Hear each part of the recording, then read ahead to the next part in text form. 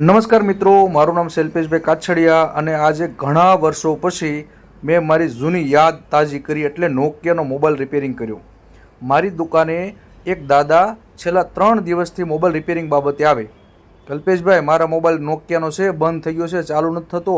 પણ મેં કીધું દાદા આની કાંઈ વસ્તુ નહીં મળે, જતા રહી. પછી બીજે દિવસે આવે અને આજે ત્રીજી વાર આવ્યા અને દાદા એક શબ્દ એવું બોલ્યા કે દાદા કે અલ્પેશભાઈ તમે નહીં કરો તો કોણ કરશે. એટલે મેં કીધું દાદા હવે તમે બેહો.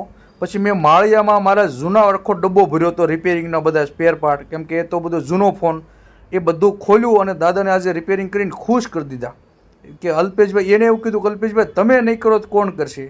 એટલે અમે આ લાઇનના તો ખેલાડી હતા એક સમય નોકિયા, કેમ કે અત્યારે એપલ એટલા રિપેરિંગ કરું છું, એન્ડ્રોઈડ પર રિપેરિંગ કરું છું. હવે કીપેડવાળાની તો કોઈ વસ્તુ મળે ને દાદા કે બટા મને બીજો ફોન ફાવતો નથી.